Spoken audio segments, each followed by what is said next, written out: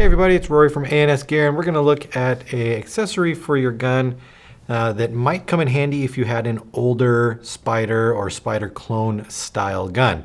So what we have here is the Kingman Bottomline ASA adapter with 8.5-inch steel braided line. It comes with the vertical reducer, everything already installed. So we'll go ahead and kind of show you how this would go together or where you would put it on your gun if you had the ability to mount it up. So I was able to find a older Spyder shutter here that we happen to have just in an eBay bin or something like that. If I was going to be using this gun, I would actually leave the regulator on here.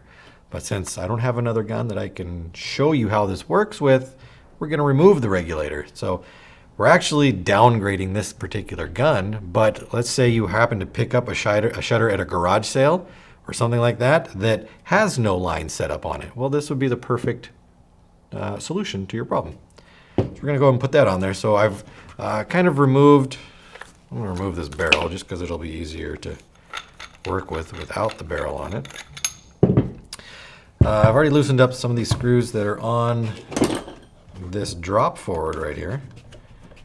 So we can take that off. Let's move the hardware to the side because we're going to see if we can reuse that. And then we're going to unscrew this front foregrip out of the way.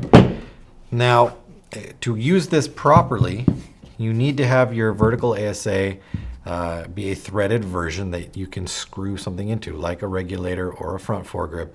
If you have a vertical piece here that you would have to thread the steel braided line directly into, or you had a different kind of mounting bracket for whatever front grip was going to go on here, you couldn't use this. You need to have the ability to screw directly into your vertical ASA for it to work in the first place. So we've got that. That's a yes on this gun. So we're going to thread directly on here.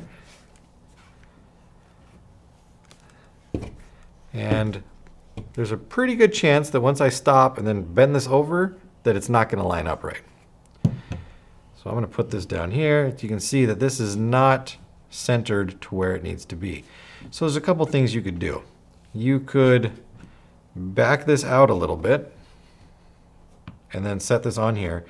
And you would have to hope that when you gas this up, that the O-ring that's on the end of this thing hasn't moved far enough away from the sealing wall to seal properly. The only way to know to do that would be to put this on, screw your tank on, and listen to see if it's leaking or not.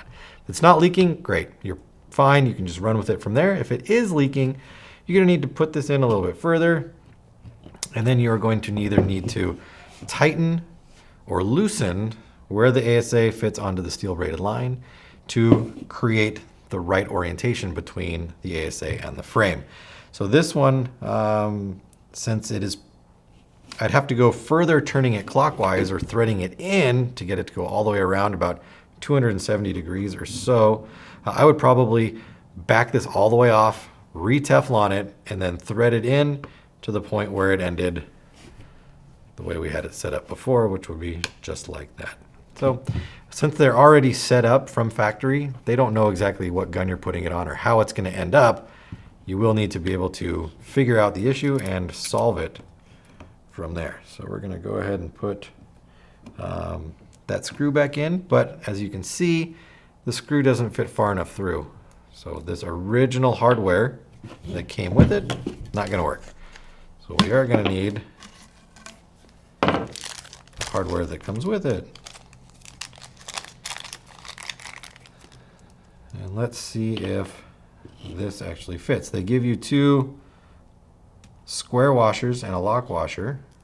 These will thread in together if they don't thread into the frame as it is. Now, typically these are set inside the frame so that the screw can feed through it.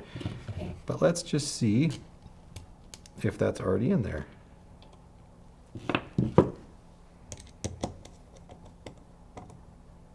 Doesn't feel like it is. So what we would have to do with this then is we would have to take these grips off and we would have to look and see if this is even compatible with this setup. Because that's something I did not look at before we started this. So it's An exploratory mission for everybody. So you pop that out, and there is a little piece of a nut inside there. So I'm going to drop that out. This threaded screw does not thread into this nut, so the thread pitch is off. They don't go together. So we're going to remove that out. We're going to drop, hopefully, that one in. And then we're going to see if this goes through, and it does. Now the last potential problem for this particular setup would be if this isn't thick enough and the screw actually bottoms out inside the frame before it tightens up. So let's just see what happens here.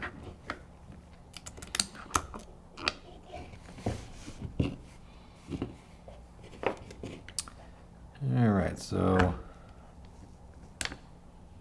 I've got some room in there. Now the issue that I'm running into, all sorts of issues, is that the screw isn't reaching the plate that's in there, because this plate is thinner than this nut was, so it's able to move up and down inside of there. But I'm able to kind of push it against it,